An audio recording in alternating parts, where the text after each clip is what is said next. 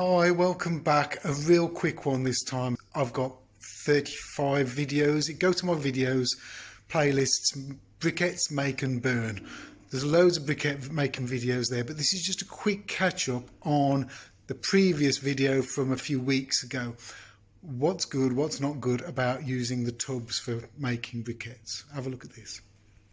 So these are some briquettes I made a couple of days ago in margarine tubs, which do really well when they're squashed in, when they're squashed into a margarine tub, and then immediately use it as a mould, immediately compress it and then take it out and let it stand. These have been done about 3 days, and I've just rotated them 90 degrees just so that the bottoms can start drying out as well. They've all got soggy bottoms. So that's batch number 27. Okay, let's go back to batch number 24. Number 24 was a very sloppy mix, and I was trying, can we use briquettes with a very sloppy mix? Just let it, put it in and do the tamp down thing, sort of tamp the I'll show you. It was all put in, and then I just rattled it like that and let it all settle and let it all sink down. Right. I did have a problem with that batch, with that very wet batch, and the problem was this. If you try to get them out after a few days, they crack, they fall apart, they leave a lot in the tub itself. It's not very good.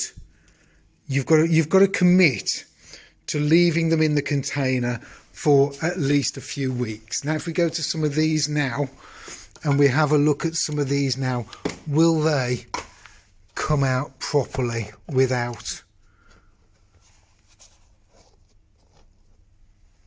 See, so it's not. So if I just push the top or drop it, there you go. But can you see how much is left inside? Look, this is the problem. So I'm not happy with the way it's done.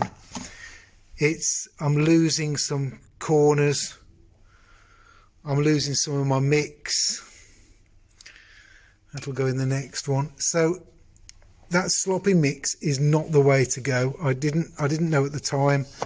I thought it was worth a try. A number of you people, look at this, a number of you people said, oh, you should be doing this, you should be doing that. I'll leave these upside down now. So look, the top is really dry. The bottom's still a little bit damp, not very damp. So I'll just turn these over and put them on there. But as I said, just a short video on this. Look how much I'm losing. I'm losing good quality briquettes. Whereas if you squeeze them in and then take them out straight away, look at how they maintain their shape. A little bit of mould going on these now, not surprised. Not surprised at all. I'm allowing it to dry in this glorious weather we're having. Look at it out there. Oh, and I've got to show you as well. We've got this. Can you see that? Yeah, it looks like it's snowing. There's it's blossom seeds, I should imagine, and it's like it's snowing out there. It's unreal. So there you go. That's those. I'm still making them. Look, batch 27. This is the perfect time.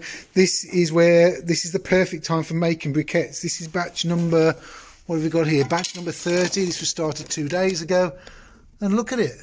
Started 2 days ago. Coffee and sawdust. That's all this is. Batch 28, 5th of April. That's ready to go. What have I got in there? Batch 29, 19th of April.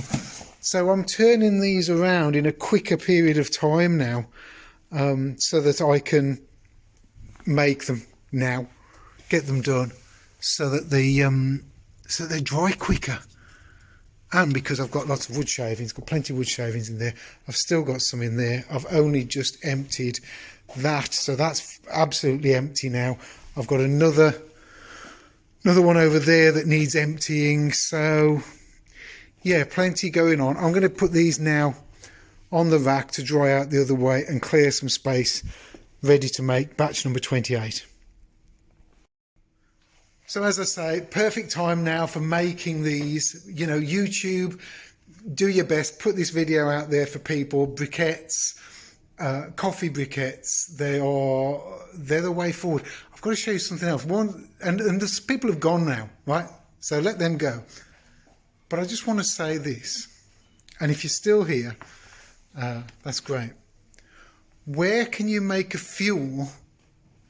Where can you get a fuel that you can also is safe enough to grow mushrooms? I mean, that's crazy. That's crazy. It shows how natural it should be. This is a very natural, you know, it's almost 50-50 coffee and wood shavings, a few other bits and pieces, water. But to be able to grow mushrooms, and the pH level of these briquettes is pH 7.